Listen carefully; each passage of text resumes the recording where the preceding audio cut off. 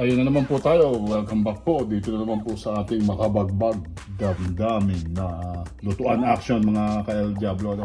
Ito po ang inyong lingkod na si Sir El Diablo at nandito tayo sa sulok. Dahil ang dami kong nakalagay sa sa lamesa. No? Sa mga lumat bago, welcome back uli sa panonood ng channel ni Mr. El Diablo at sa mga sumusuporta po sa atin. Maraming salamat. Ngayon, may weekend siguro mga ilang linggo na ba tayo hindi nakikita-kita mga ka-El, ano?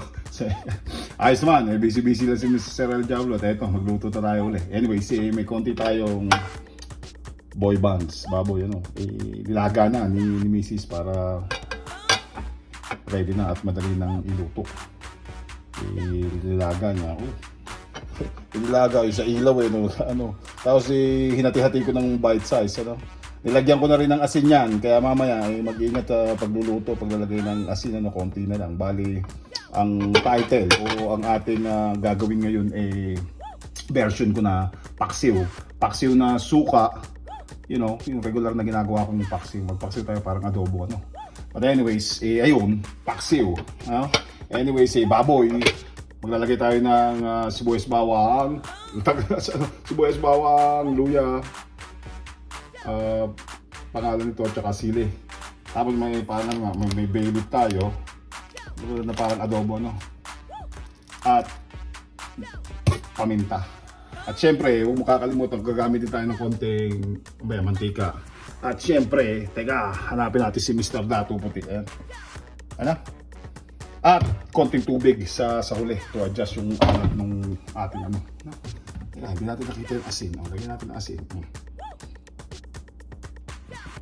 Ngayon na mga ka-El, so suka, asin, huwag kakalimutan at yung baboy natin, choice ninyo. Ka, parang adobo sa puti na ginawa ko nung dati pero iba naman to. Lagyan natin ang luya, tingnan natin kung ano naman epekto. Gisang blues mga ka-El Diablo. Next, unahin nyo yung luya, gisan nyo na maigi hanggang mag-brown, lumambot siya. Then we go from there, ilalagay natin ng bawang as per usual at yung onion natin, yung sibuyas, and yung sili, and yung laman. Okay? Gisa nyo na maigi, ha? Gisa na maigi. Next. Gisa naman ng mainit, sili, nilagay ko na rin kung ano kayo para masarap lang, lumabang ng konti, Tapos, next natin, lalagay ko lang yung laman, ha? Next. Ayun, mga ka-El, nilagay ko yung laman at pinalo ko, So, hindi ko pa nilalagyan ng tubig yan. Lalagyan natin ng bahagyang tubig at mamaya tayo magkukunting pag-asin. Pababayaan natin dito ito maupo at magmantika siya for like sa mahinang apoy lang, mahinang apoy. For like few minutes, mga ka-El Diablo. 10 minutes I'd say. At takloban ninyo. Alright, ayun pataklob ko. Layo. Layo. Ay! Anyways, takloban ninyo. Every 5 minutes para hindi masunog. Pag nabantika siya, ready na natin yung ating bag 2. Lagyan natin ng tubig. Lalagyan natin ng konti pang asin, Tapos lalagyan ko ng bay leaf.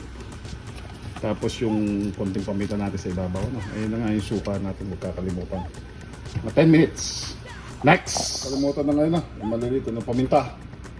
Lagyan pa natin ng konti asin. Nalalay na lang kasi, lagay nyo yung bay leaf nyo. Mag-amoy tayo. Yung peraso, konti pa. Hindi yata itong bay leaf na ito. Tapos, pababayaan ko lang muna yung maupo ulit, tatakloban ko. Yun nga, hindi ko tapos yung timer natin, ilang minuto na. So, lalagyan ko yung suka pagtapos ng 10 minutes. Next! At ayun okay na yung gisa ko. So, lalagyan natin ng isang shot. O shotin ko kaya, shot gas ko na yun. Suka, isang shot na suka, Lagyan pa natin ng konting asin. Haluin natin yan pagkatapos mga ka-El, konting bag 2. I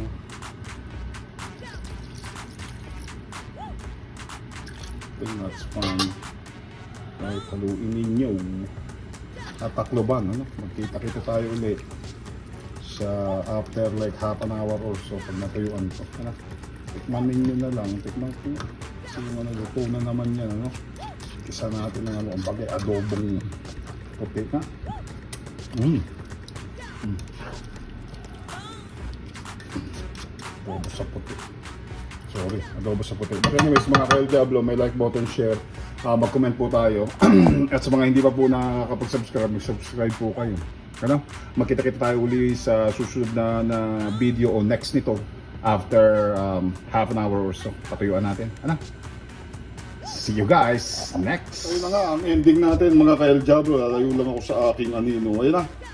Yung ating, masarap naman siya sa awa ng Diyos. Sabi nga ng parang adobo. No?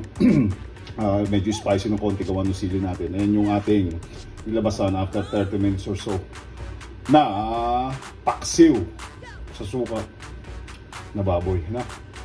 Oh, paano mga ka-El Diablo? As what Mr. El Diablo was saying at the end of his video, keep it tayo real and clean. Peace out, papalapit sa inyong lahat. At makita-kita tayo ulit sa susunod na paksiwa natin.